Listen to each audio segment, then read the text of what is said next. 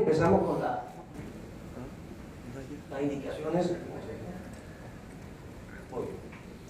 Por definir, sé que hay muchísimos expertos en densitometría ósea, después pues, voy a ser un poco elemental en alguna diapositiva, pero yo creo que es bien interesante para que realmente recordemos algunos conceptos. Y vamos a recordar en el concepto de la densitometría, mencionamos que básicamente está el contenido mineral óseo y la densidad mineral ósea. El contenido mineral óseo es la cantidad en gramos en un centímetro lineal. Y la densidad mineral ósea es la cantidad en gramos sobre centímetro cuadrado.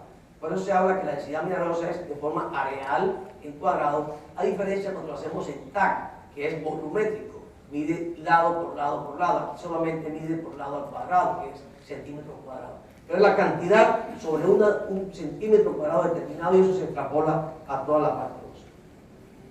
No tengo que estar aquí pegado. Muy bien. Y recordemos que es cómo está el reporte de la densidad mineral ósea, donde vemos las regiones que se determinan, el área que estamos determinando, la cantidad de masa ósea, la densidad mineral ósea y el TESCO, que como vamos a ver es una medida estadística, una definición estadística.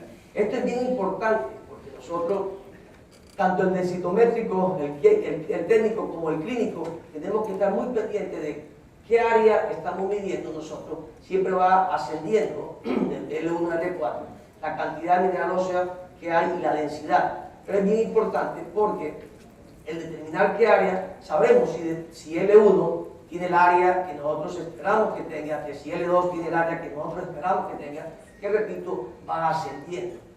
Y un gran error es que de pronto L3 tiene un área de 7.65, lo cual me está indicando de que algo está pasando con esa vectora. Entonces tenemos que ser como clínicos también, ver en el reporte el área, el contenido e incluso el T-score, como vamos a ver, cuando hay una diferencia entre un T-score y la adyacente, hay que eliminar una vértebra.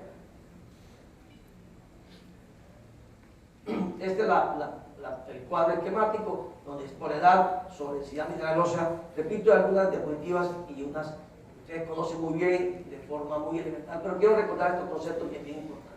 Y a nivel de fémur, está el cuello, el trocánter y la región total. Hoy por hoy usamos cuello y total. Esta es la evolución en los cambios de la densidad ósea con la edad, donde vemos cómo antes de los 20 o 30 años hay un modelado óseo, hay una formación de óseo. Todo el remodelado óseo está en dependencia de los osteoblastos más que los osteoclastos. Luego hay una meseta y luego empieza a haber un descenso que casi que mide cómo puede llegar al estado de la adolescencia. Muy bien, dentro de la guía de la densidad mineral ósea por la ISSD, ellos ya declaran donde básicamente ustedes son guías, digamos, revisadas, y lo que agrega de las nuevas guías es que ya coloca como indicación durante la mujer, durante la transición de la menopausia. La indicación precisa era posmenopáusica, después de la menopausia. Hoy por hoy ya se habla de la transición menopáusica con factores de riesgo clínico para fractura, como el índice de masa corporal o una fractura previa o cualquier medicamento que aumente el riesgo de fractura. Y también incorpora en la nueva guía hombres menores de 70 años con riesgo de fractura. Es decir, que ya ha ido incorporando otra población más joven que la que en principio había declarado. El DEXA central para el diagnóstico sigue siendo el T-score a nivel de columna y a nivel de fémur o cadera total, donde sigue todavía con menos 2 puntos. Recuerdo el T-score, esta es la meseta. El T-score está definido por esta línea de meseta. Esta es la referencia de adulto joven de 20 a 30 años, donde hay una media, y durante a través de esa media es que se define el T-score, donde por debajo de la media todo valor que esté por debajo de esta media del adulto joven, que la podemos continuar, estaría definido el T-score. Y el Z-score es esta línea que ustedes ven bajando, es la edad la media en grupos de edad de los pacientes. Es decir, que el T-score se define versus el adulto joven, y el Z-score sobre el paciente con la misma edad, porque esto va definiendo la pérdida de masa ósea a través de la edad. Y por definición, en un término estadístico, vemos cómo valoramos contenido mineral ósea, contenido, densidad mineral ósea y T-score. El T-score es una medida estadística para unificar todos los diferentes aparatos, Hology, General Electric, Northern, etc., y hacer una medida estadística que pueda unificarse, y por eso crean el T-score. Y básicamente el T-score es el valor de la densidad media, la densidad mineral ósea del paciente, menos el pico de la referencia de la edad del adulto joven sobre la detención estándar del adulto joven. Y el Z-score es la misma regla estadística, pero con pacientes de la misma edad. Eso es lo que nos va a dar una definición estadística del T-score. Repito, los sitios de medida es la columna lumbar y la cadera como sitio estándar de definición en el diagnóstico de osteoporosis, pero el antebrazo también puede ser medido, y en algunas circunstancias cuando, digamos, fractura de cadera bilateral o una artrosis fuerte de cadera, en el hiperparatletismo que nos mencionaba mucho el doctor Juan Carlos, y en pacientes muy obesos que no pueden estar en la mesa de operación. El antebrazo puede jugar un papel importante en el diagnóstico, pero en principio sería básicamente en columna inferior. Esta es la columna lumbar, donde para identificarlo, el último arco costal es a nivel de T12, lo cual podemos visualizar el L1, el L2, el L3, el L4 y el L5 casi que está a nivel de la cresta ilíaca. Esto como punto de referencia cuando nosotros estamos leyendo, y que sepamos que las líneas que llamamos ROI, que es región de interés, estén bien delimitadas y sepamos que estamos realmente midiendo las vértebras que queremos medir. Esto ya no solo en el diagnóstico, sino en el seguimiento, para saber que mido del L1 al L4 y para saber que en la próxima medición sigo midiendo L1 al L4, y que hay muchos errores en que damos un valor previo y está midiendo L1 al L4 y cuando el próximo valor es L1 al L3 o incluso se sube a T12. Entonces, esto es la numeración correcta, el correcto colocación. Y aquí ven cómo el último arco costal que sale un poco y podemos contar 1, 2, 3, 4, 5 y casi 6 vértebras. Esta podría llamarse L5, cresta ilíaca. Entonces viene la duda, ¿no? Si hay 6 vértebras o las 4 vértebras lumbares. Y realmente es lo que nos da de los puntos de referenciales que tenemos que nosotros estar muy familiarizados con la anatomía densitométrica para poder nosotros definir si estamos ante 6 vértebras, ante 4 vértebras, etc. Esta es una postura inadecuada, es unos errores frecuentes de colocación. Los técnicos y los clínicos tenemos que estar muy presentes cuando recibamos la densidad mineral ósea, el papel impreso. Tenemos que ver que hay una muy buena colocación, porque esto varía enormemente el resultado. El movimiento de la columna, el paciente se estaba moviendo y aquí no está muy centrado, está un poco más hacia la izquierda.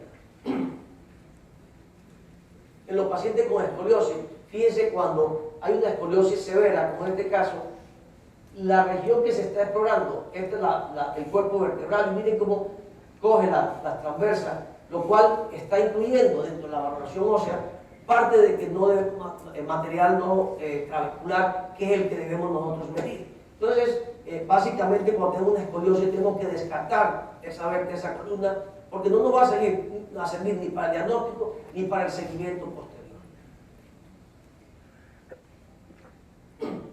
Los medios de contraste, el calcio, el paciente ha consumido el calcio el mismo día de la exploración, casi que a veces el día anterior, 2 o 3 días, podemos eliminarlo. Obviamente aparatos más modernos van eliminando estas regiones cuando encontramos un artefacto externo. Esto es un medio de contraste, no se debe realizar, y eso es un error común en pacientes que van a un centro radiológico, se hace medio de contraste y si quiere esperar el día, se hace de una vez por aprovechar la densitometría. Es un error, porque recordemos que la densitometría hace una diferencia entre la parte blanda y la parte ósea. Y si en la parte blanda tenemos calcificaciones o medios de contraste o material que puede aumentar o disminuir esa diferencia entre las dos partes blandas y óseas, pues nos va a dar un falso positivo, un falso resultado. Artefactos externos, las correas, están muy pendientes del paciente, botones, de que eliminar, esto es muy, el técnico tiene que ser muy específico en el paciente, de quitar la bata, que no haya nada que pueda interferir tanto de artefactos internos como externos.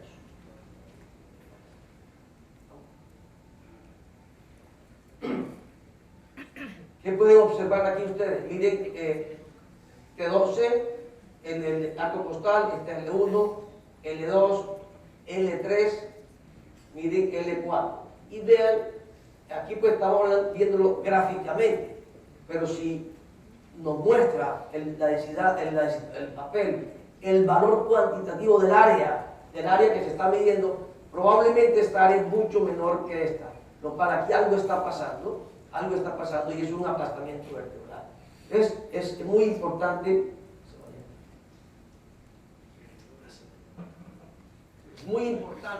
gráficamente ver y determinar cómo están las vértebras, el tamaño del área que se está explorando. Muy bien, ¿cuándo excluimos una vértebra del estudio? Por definición de la ISSD en este momento, toda diferencia cuantitativa de un T-score de diferencia de una vértebra con la adyacente, L2 tiene menos 2.5 y L3 tiene menos 1.2, algo pasa. Una diferencia de más de un T-score, hay que eliminar esa vértebra porque básicamente no nos va a servir, porque algo está pasando en ella, si hay una fractura, un aplastamiento, una artrosis, etc. Entonces, no simplemente automáticamente ver lo que nos bota el equipo y ya nos hizo la referencia del L1 L4 y tomar eso como el valor final. Es ver si hay una vértebra que están en diferencia, esto mucho para los técnicos, pero repito, para los clínicos también porque recibimos el papel. Y a veces vemos el resultado del T-score y no vamos al reporte y ver la gráfica y ver el área. Entonces es importantísimo, si reciben un reporte, que no haya una diferencia más de un T-score con la adyacente. A nivel de cadera, le dimos el cuello y cadera total. Fíjense cómo la colocación en el Hologic toca un poquito aquí el trocánter, mientras el lunar no toca el trocánter. Esa es la diferencia en la colocación a nivel de cadera. Uno de los errores frecuentes, la aducción o la abducción excesiva, debe estar bien centrada en la cadera sobre la mesa. Miren este error que es bien importante con la colocación, donde un paciente que en el 2001 se le hace la densidad mineral ósea, está en 1.009 gramos sobre centímetros cuadrados. A los 2 años de seguimiento, con la colocación que se le hace en ese momento, hay un aumento de la densidad mineral ósea. Se recoloca todo el paciente, se centra mejor la cadera y miren que realmente no había aumentado, sino ha disminuido la masa ósea. Entonces, con solo reposicionar al paciente. Es bien importante porque nosotros aquí tenemos una medición previa, tenemos un seguimiento y el informe que nos dan, si yo recibo el informe, dice ha mejorado la masa ósea. Y eso es falso, porque no ha colocado. Entonces, cuando lo recibamos, si nosotros vemos aumento o disminución, veamos que está bien colocado, porque es de los grandes errores en la interpretación. Diferentes errores que debemos estar muy pendientes en la cadera. Prótesis de glúteos, que es muy frecuente hoy por hoy, por lo menos en nuestro país, yo creo que en Panamá también.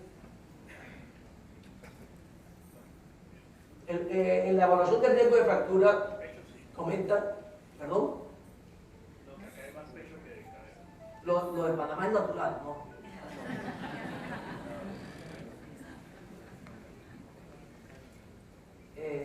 No, pero en Barranquilla también. Muy bien. Esto es un chiste bacano, siempre que no le pongo la cosa. Muy bien, en la evaluación de riesgo de fractura, básicamente dicen que hay que distinguir. Cuando nosotros hacemos el diagnóstico es en base al T-score, pero cuando hacemos riesgo de fractura, hacemos la densidad mineral ósea, es decir, vemos el valor absoluto. Para la evaluación del riesgo de fractura, realmente quizás cualquier de los aparatos, máquinas validadas, como el ultrasonido, puede ser válidas. O sea, si son tan validadas, podrían darnos un buen riesgo de fractura, pero no para el diagnóstico. Repito muy bien, sirven para evaluar riesgo de fractura y suman en la parte cuando queremos saber quién se va a fracturar, pero no para el diagnóstico. En el reporte del T-Score, en mujeres mayores de 50 años, el T-Score es el preferido, no hablamos de ese T-Score por encima de 50 años, el T-Score, y la clasificación, la de la Organización Mundial de Salud, aplica para pacientes mayores de 50 años. Cuando son menores de 50 años, el término osteoporosis está basado en la densidad mineralosa solamente, no se aplica para los 50 años. Usamos el Z-Score, que define cuando es menos 2, valor por debajo de lo que se espera para el rango de su edad. Y cuando es más 2, rango por encima de lo que se espera para su edad. Los criterios diagnósticos revisados por ellos, la OMS, son aplicables en mujeres en la transición menopáusica. Estos son digamos, las nuevas inclusiones de los parámetros de la densidad mineral ósea, de la ISSD. Muy bien, dentro de esto ha cogido mucha fuerza la evaluación, la morfometría, que es la evaluación de fracturas vertebrales.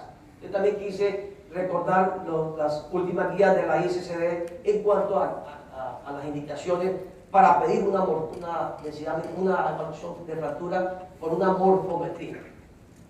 Entonces, nos dice la ISSD que considerar una evaluación siempre en toda paciente o mujer posmenopáusica con una osteopenia, con baja masa ósea, y que realmente tenga algunos de estos criterios también, edad mayor a los 70 años y con historia de pérdida de altura, 4 centímetros, o que el paciente manifieste que ha perdido estatura, o que él puede manifestar que tenga una fractura vertebral previa.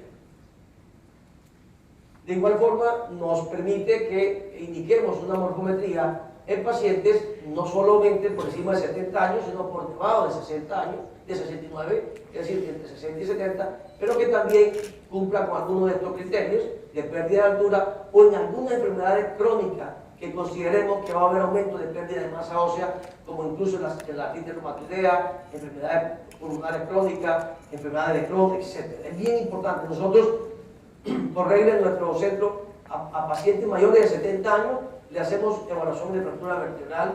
Cuando vemos alguna diferencia en la parte areal o densitométrica, le hacemos evaluación de vertebral, y en algunos pacientes, pues en el caso mío que soy reumatólogo, pacientes con artritis reumatoidea, con toma de corticoides excesiva, lupus, le hacemos evaluación de fractura vertebral.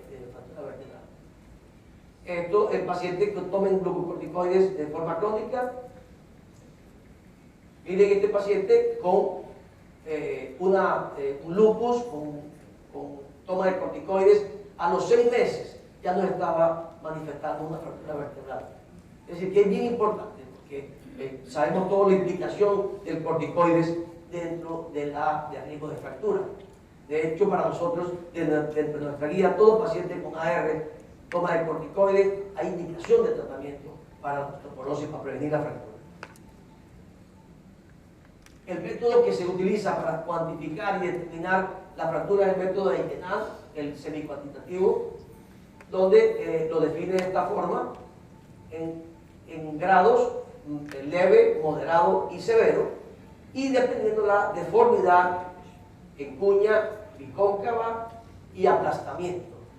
Entonces miren cómo la diferente y de diferente grado. Entonces la idea es tener este cuadro, que los densitómetros lo tienen, y una vez que nosotros hacemos la morfometría, nos aparece el cuadro y lo vamos clasificando de acuerdo a la clasificación bienal. Si grado 1, grado 2, es bien importante porque para el seguimiento, y como vamos a ver también en pacientes en qué grado de fractura, al seguimiento, si es grado 1, luego pasa a grado 2 o grado 3 en los tratamientos con corticoides.